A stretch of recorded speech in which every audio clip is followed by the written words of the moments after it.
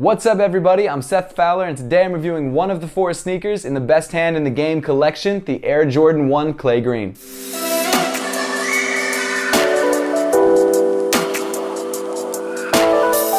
Thanks so much for tuning in today. Make sure to subscribe down below if you haven't yet and want to see more content just like this. Also make sure to give me a follow on Instagram and on Twitter at RealSethFowler. But with all that out of the way, let's get into it. As I'm sure you've noticed, the background has changed a little bit since my last video, and that's because I've moved studios. In full disclosure, I'm not exactly sure how long I'm gonna be at this studio, so I tried to make it look as familiar and as homey as it used to be, but I don't know. Let me know in the comments if you like this setup or if you want me to change something. I'm open to ideas. On May 1st, Jordan Brand dropped some bangers with the Air Jordan Best Hand in the Game collection. This collection featured 4 different colorways of the Air Jordan 1, all with suede accents on the heel and on the Nike swoosh, and honestly, I think they all look great. But as luck would have it, only 2 colorways were available per region, and so for the United States, we were only able to get the clay green and the blue moon. If you're from the US and wanted the track red or yellow ochre, you're gonna have to pay resale. There's just no other way about it. And if you're in Europe or Asia and you want the blue moon colorway, you're gonna have to do the same thing. But fortunately enough for me, I wanted the clay green colorway, and that just happened to be one of the colorways dropping in the United States. I was genuinely on my way to Stadium Goods to pay resale for this pair, and then a friend of mine texted me and told me there was a restock at Foot Action, so I made my way over there and I was able to grab a pair. But without further ado, here it is, the Air Jordan 1 Clay Green.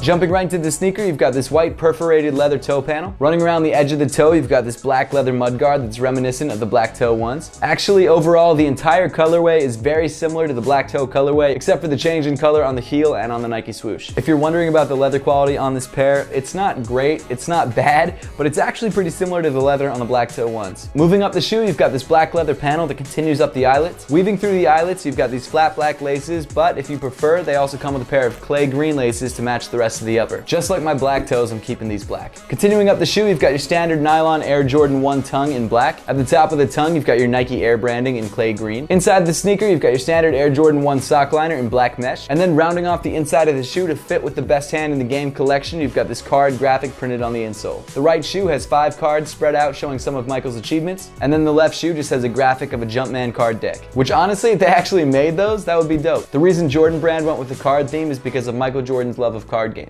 As for fit, the best hand in the game Air Jordan 1 fits true to size. It fits just like any other recent Air Jordan 1, so if you're not sure what your size is, I definitely suggest going down to the local store, trying on a pair of Air Jordan 1s and making sure the sizing is right for you. Continuing back on the shoe, you've got another white leather panel on the midfoot. Smack in the middle of that panel, you've got this short suede Nike swoosh in clay green. As I mentioned before, the color choice of the swoosh is one of the biggest differences between this color scheme and previous Air Jordan color schemes. If you're not familiar, most colorways usually have a black Nike swoosh and not one that matches the exact color of the heel. On the lateral side, you've got your Wings logo in gloss black, and then moving around to the heel of the sneaker, you get to the marquee material, this clay green suede. It's a shorter suede material, so it's not going to feel extremely premium, but it definitely doesn't feel cheap. And the suede does that thing where when you sweep it in one direction, it goes darker, and then you sweep it back and it goes lighter. For a lot of you, it might remind you of the suede on your parents' couch, but that's neither here nor there. And like I said before, the clay green is my favorite colorway out of the collection, and that's because even though it's a muted color, it still has a really nice hue to it, and it's still pretty saturated. And honestly, the main reason I picked it up is because I don't really have too many green shoes, and this one's just so easy to rock with anything. The reason Jordan Brand went with suede on this collection is because apparently it represents card-playing tabletops. Moving down the shoe, you get to your standard Air Jordan 1 midsole. This time, instead of being bright white like the leather found on the upper, it actually comes in sort of a cream white. The color change actually provides a nice separation between the midsole and the outsole, which I really like. And finally, moving to the bottom of the sneaker, you've got your clay green Air Jordan 1 outsole to match the rest of the upper. Overall, the best hand in the game Air Jordan 1 clay green is a really, really clean sneaker. I love pretty much everything about this sneaker, and I don't think you can go wrong grabbing it. Now that we've got the review out of the way, let's put these guys on feet and see how they look.